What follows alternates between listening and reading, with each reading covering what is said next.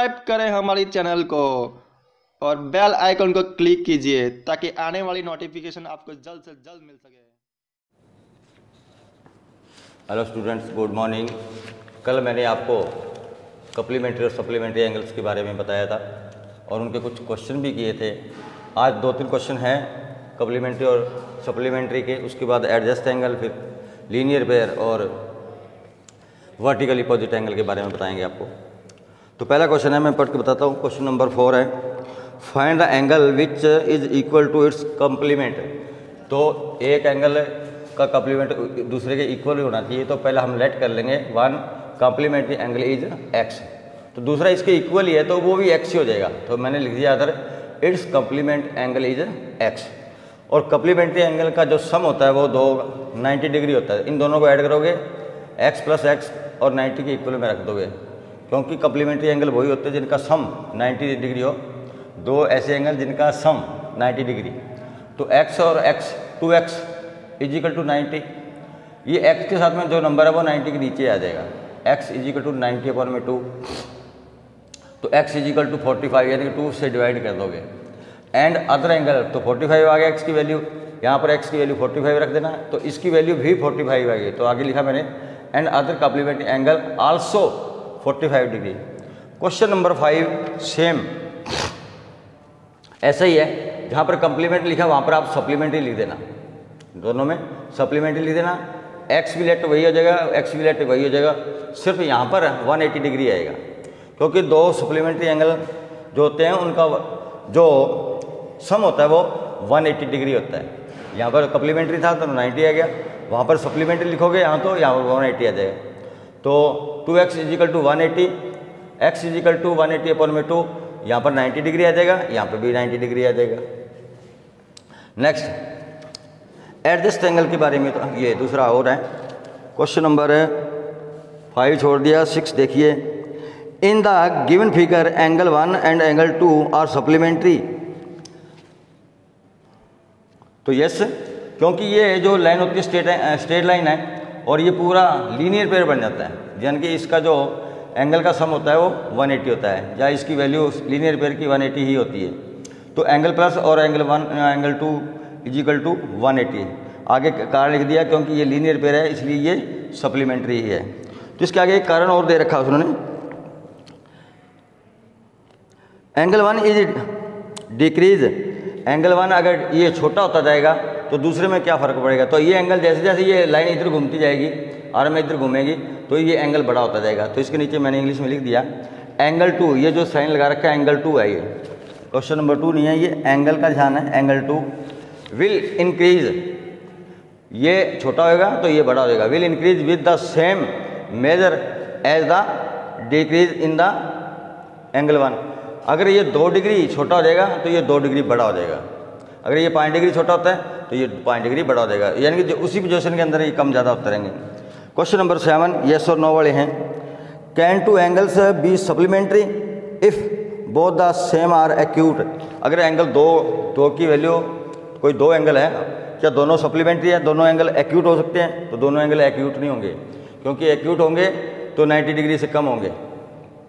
यहाँ पर 90 प्लस 90 करोगे तो 90 भी एक्यूट एंगल नहीं होता, राइट एंगल होता है, तो नो आ जाएगा। दूसरा है ऑब्टूज, तो दोनों ऑब्टूज भी नहीं हो सकते। अगर एक ऑब्टूज होगा तो दूसरा 90 डिग्री से कम हो जाएगा। ऑब्टूज एंगल 90 डिग्री से बड़ा होता है। अगर एक 91 हो गया तो दूसरा 89 हो जाएगा, तो एक एक्यूट हो जाएगा और एक ऑब्टूज हो जाएगा। आगे दूसरा दे रहे हैं राइट एंगल। हाँ, ये सही है, दोनों 90 के हो तो दोनों राइट एंगल हो सकते हैं, तो राइट एंगल यस आ जाएगा इसमें। आगे है क्वेश्चन नंबर 8 का भी आंसर छोटा ही है। An angle is greater than 45, एक एंगल 45 से बड़ा है तो it is complementary angle and greater than 45 और इक्वल टू 45 और लेस देन। ये कह रहा है कि अगर एक एंगल 45 से बड़ा है तो दूसरा एंगल क्या 45 होगा, या उससे बड़ा होगा या उससे छोटा होगा? तो उससे बड़ा नहीं होगा, छोटा होगा, क्योंकि अगर 45 से बड़ा है तो 46 कर लो, दूसरा 45 रह जाएगा, तो 45 से छोटा होगा ये, तो लेस देन 45 इसकी इतना ही आंसर है, less than 45। Next question adjust angle के बारे में सुनो। एडजस्ट एंगल कौन कौन से होते हैं? एडजस्ट एंगल ये 2 एंगल होते हैं, इस तरह के। तो इनमें एक तो कॉमन आर्म होती है, ये एंगल जो आर्म है इस एंगल में भी काम आ रही है एक एंगल में और दूसरे में भी काम आ रही है, तो कॉमन होगी ये आर्म। दूसरा ये दोनों का वर्टेक्स एक ही है, ये दोनों एडजस्ट एंगल है एक दूसरे के। एंगल 1 2 का एडजस्ट एंगल है और 2 1 का एडजस्ट एंगल होता है। ये इसका कॉमन वर्टेक्स लिख दिया मैंने।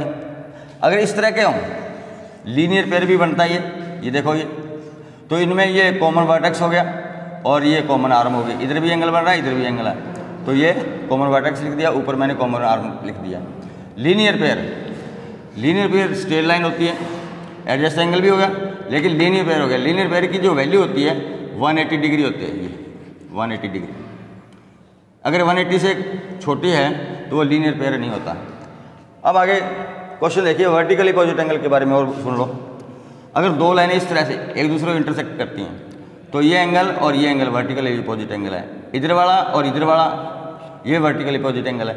ये मैंने निशान यहाँ लगा के और इनके नाम लिख दिए। ये और इधर वाला वर्टिकल अपोजिट एंगल हो गया, इधर वाला और इधर वाला भी वर्टिकल अपोजिट एंगल हो गया। इसके बाद एक क्वेश्चन दे रखा है ये आगे, क्वेश्चन नंबर 9। फिगर में दे रखा है क्या, is angle 1 and angle 2 adjust angle. Angle 1 ये देखो, ये एंगल हो गया 1 हो गया और ये 2 हो, तो देखिए इनका ये वर्टेक्स कॉमन हो गया, ये आर्म कॉमन होगी, एक एंगल इधर बन गया एक इधर बन गया, तो ये इसका आंसर आ जाएगा यस। मैं यहाँ पर यस लिख रहा हूँ, यस। दूसरा ये क्वेश्चन दे रखा है एंगल AOC, एंगल AOC ये पूरा एंगल और दूसरा एंगल है इसके AOE। तो इनमें कॉमन आर्म नहीं है और वर्टेक्स कॉमन है लेकिन आर्म कॉमन नहीं है, तो एडजस्ट एंगल नहीं होगा, तो यहाँ पर मैं लिखूंगा no. Question number 3, do COE यहाँ ढूंढ लो, COE ये हो गया। दूसरा है EOD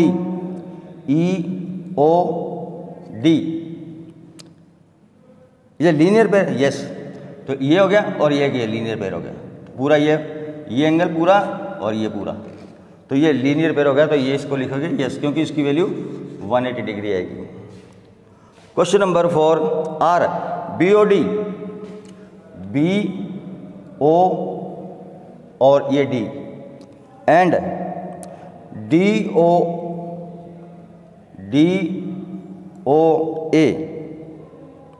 सप्लीमेंट्री, यस, क्योंकि इनकी वैल्यू अगर 180 डिग्री हो जाता है तो ये भी यस हो जाएगा, इनकी वैल्यू भी, क्योंकि ये लीनियर पेयर हो गया ना ये पूरा, तो 180 डिग्री हो गया, सप्लीमेंट्री भी हो गया, एडजस्ट एंगल भी हो गया।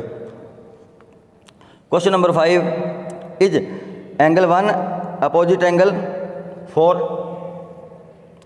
वर्टिकली अपोजिट टू 4, ये 1 4 के अपोजिट में है, यस। ये देखो ये इधर ये 1 और 4 अपोजिट एंगल है, तो ये भी यस हो जाएगा। अब लास्ट क्वेश्चन है इसका, what is the vertical opposite angle of 5। तो इसका वर्टिकल अपोजिट एंगल क्या है, या तो 2 + 3 कर लो पूरा हो जाएगा, या इसको COB कर लो, या तो ये एंगल 2 + 3 भी लिख सकते हो और करके लिखो तो COB, एंगल COB आप लिख सकते हो, यस। Thank you.